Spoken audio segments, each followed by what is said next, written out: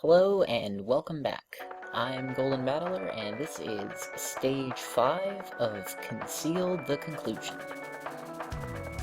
We start the thing off with some aim shots. Unfortunately, they spread out in a really awkward sort of way, so you can't really stream them. Thus, you pretty much just want to kill them before they have a chance to fire very much. For these enemies, you pretty much just want to fire unfocused, destroy the familiars, and they really can't get too many shots off. And that's pretty much all the enemies in this stage, really, aside from some of these guys. But in this case, they don't really get a chance to do much of anything because we have the mid-boss, Yomu, who sucks really bad. This non-spell sucks, and I never really want to deal with it. Now, her spell card also kinda sucks because it's just a boring test of precision movement, though it's at least not bullshit. But it is boring, so, yeah, who knows what's really better. And I failed both of them, so that sucks.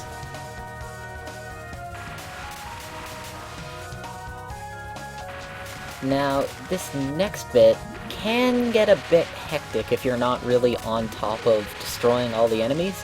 But even if you aren't, dodging everything they can shoot out really isn't that bad. It's honestly not a very difficult stage, although I did bond here just for the sake of safety. And we're already at the boss. It's Yuko Saigyoji.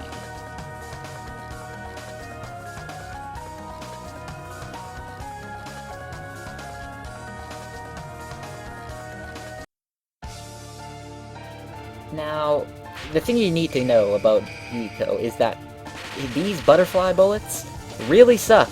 They have a hitbox much larger than you would probably think, so you never have as much room as you might otherwise think.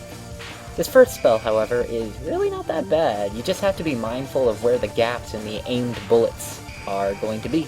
The aimed bubble bullets, that is.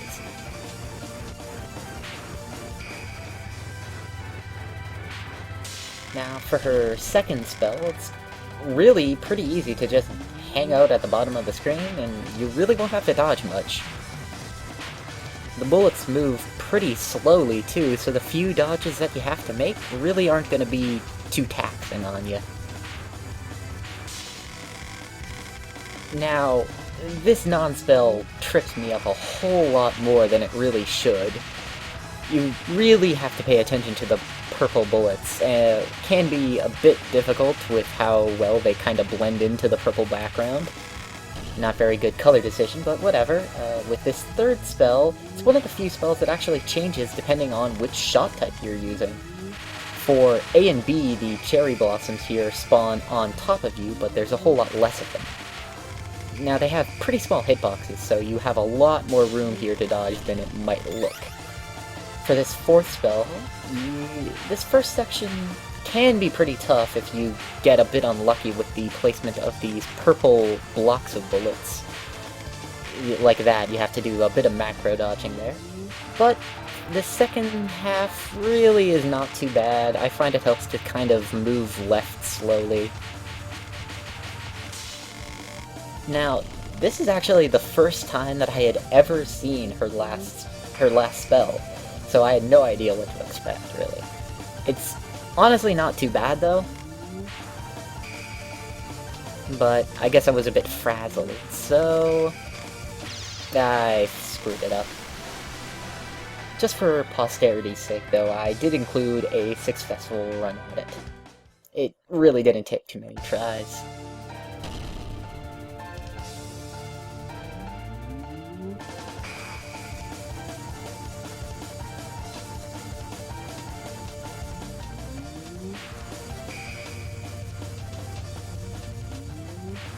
And that's that.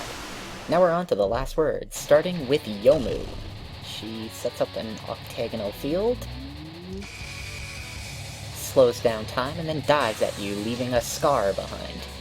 Now, she can only have two of these, like, slashy things on screen at any one time, so you kind of want to move her around in a triangular sort of pattern. Once you've got that pattern down, it's really not a very difficult attack.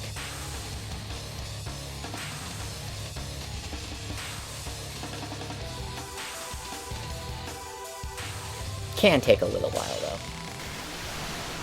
Yuyuko's last word, on the other hand, is pretty tough, though it is static, so you could just memorize a route through it if you really wanted, which I don't ever.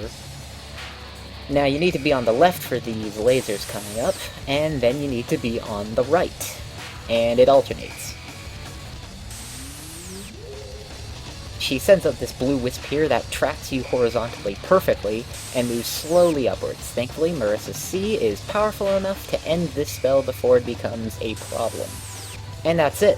See you next time in Stage 6.